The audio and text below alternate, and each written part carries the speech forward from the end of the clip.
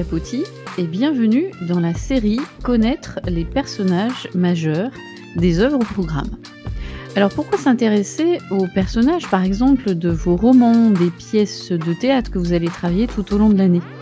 Eh bien tout simplement c'est un point qui est plus qu'important parce que si vous ne maîtrisez pas bien les personnages de ces œuvres, eh bien vos analyses seront peut-être moins pertinentes aussi bien à l'écrit qu'à l'oral. Prenons un exemple d'un personnage romanesque. Le connaître, l'étudier, c'est, voir sa symbolique, ses caractéristiques, sa représentation finalement, dans l'œuvre, par rapport aussi aux autres personnages. C'est dresser donc un portrait qui va aussi donner du sens, par exemple en dissertation. Ça peut constituer, un argument, majeur, pour démontrer que vous avez affaire à un personnage effectivement, typiquement, romanesque du 19e siècle, ou autre, selon bien sûr les œuvres que vous avez au programme. Puis à l'oral, les points que vous évoquerez, justement tout au long de votre explication linéaire, pourront très bien être basés sur des références, aux connaissances justement relatives à ces personnages, majeurs.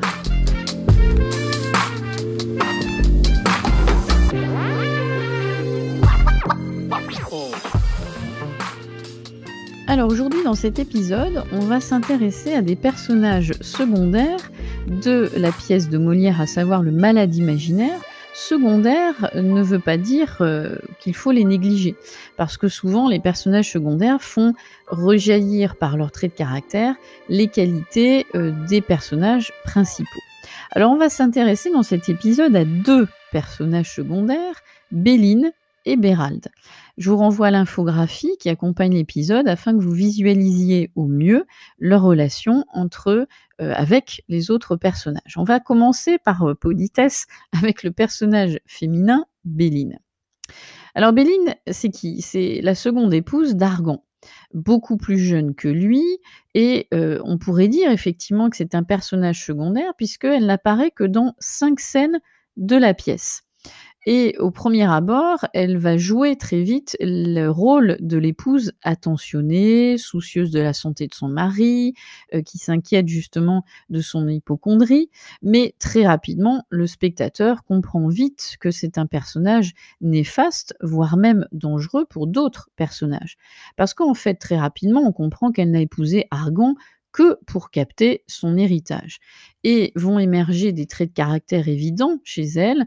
Tout d'abord, la cupidité. Elle est extrêmement cupide et c'est ça qui va la rendre d'ailleurs dangereuse. Et Toinette, la servante dont on a parlé dans un autre épisode, va très vite comprendre son côté manipulateur. Pourquoi? Parce que très vite, elle incite Argan à faire de ses 2 filles des religieuses. Ce qui l'arrange énormément puisque vous vous en doutez, si ces 2 filles, donc Angélique et Louison deviennent des religieuses, et ben le terrain va être, laissé, libre et en les éliminant automatiquement devenant religieuses, elles vont être éliminées de la succession de leur père. Donc très vite, elle apparaît comme quelqu'un de dangereux, d'autant plus dangereuse qu'elle va, s'entourer, de, services, notamment d'un notaire malhonnête. Et là, on retrouve tout à fait l'humour de Molière puisque ce notaire a un nom très révélateur, il s'appelle monsieur Bonnefoy. Bien sûr, son nom est formé par antiphrase, de l'expression être de bonne foi, être sincère, honnête, puisque en fait il va, se révéler, totalement manipulateur lui aussi, à son tour, puisqu'il va clairement expliquer d'ailleurs à Béline, les différentes façons de contourner la loi, pour hériter de la fortune d'Argan. Bien pour un notaire. Donc elle est dangereuse parce qu'elle a comme ambition finale de capter tout l'héritage d'Argan. Elle est dangereuse parce qu'elle s'entoure de personnages, malhonnêtes, et calculateurs. Et d'ailleurs, elle-même, est malhonnête et calculatrice parce qu'elle ne va pas hésiter un seul instant à espionner Angélique, à la dénoncer, à son père, son mari, en l'occurrence Argan.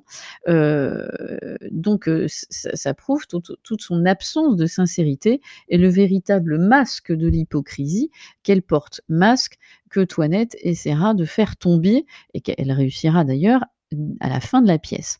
Donc c'est un personnage, vous l'avez compris, plus qu'antipathique aux yeux du spectateur. C'est l'incarnation même, dans les personnages de Molière de la véritable marâtre, insupportable, aussi vis-à-vis, de ses 2 belles-filles, donc Angélique et Louison. Bref, tout pour que, bien sûr, le spectateur n'ait pas envie qu'elle parvienne à ses fins.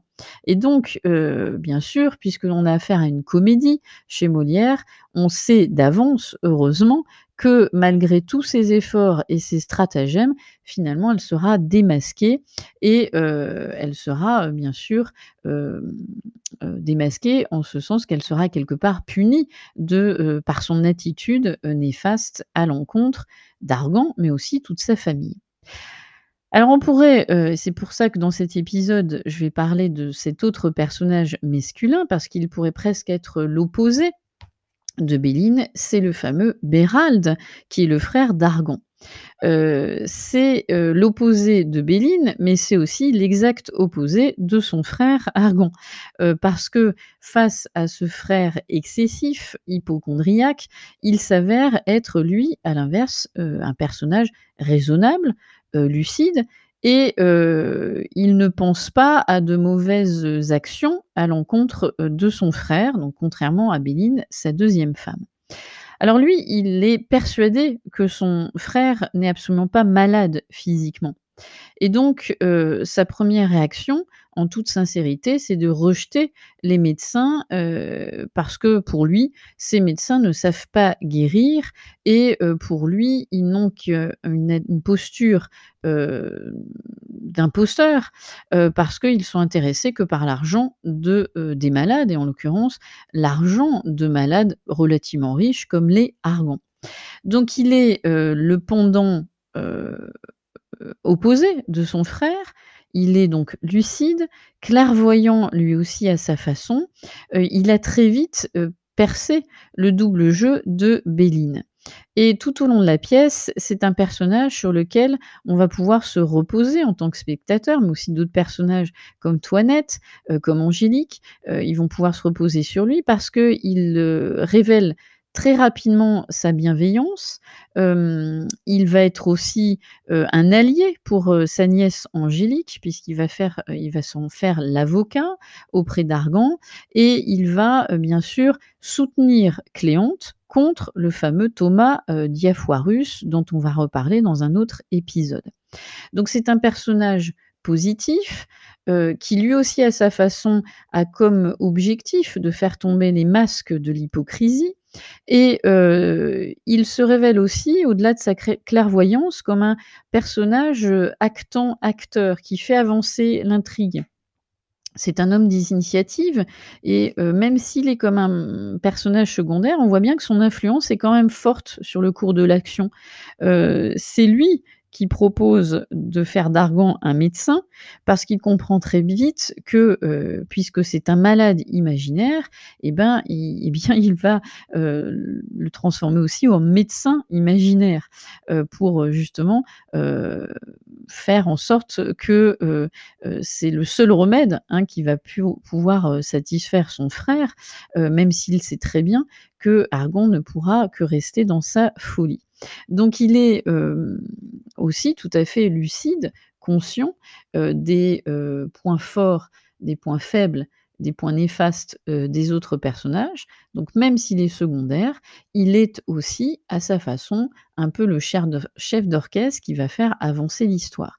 De façon moins importante qu'un autre personnage qu'on a évoqué qui est Toinette, mais il est aussi quelque part indispensable parce qu'il va être encore une fois le pendant, opposé à Béline, à Argan et c'est cette façon-là que l'intrigue bien sûr, prend, toute sa saveur et c'est aussi le mécanisme que l'on retrouve très souvent chez Molière. Donc n'hésitez pas, au même titre que les autres personnages, puisque là en plus il apparaît dans peu de scènes, n'hésitez pas à, extraire quelques citations qui vont appuyer la définition et les caractéristiques de ce personnage. Vous pourrez donc montrer aussi votre qualité à avoir lu la pièce dans son intégralité, tout en vous intéressant à tous les personnages. Donc ça c'est pour, bien sûr vos démarches aussi bien à l'écrit qu'à l'oral. Et puis n'hésitez pas à écouter les autres épisodes pour montrer, bien sûr, les interactions entre tous ces personnages-là. Et donc je vous dis à très vite sur Clapotis.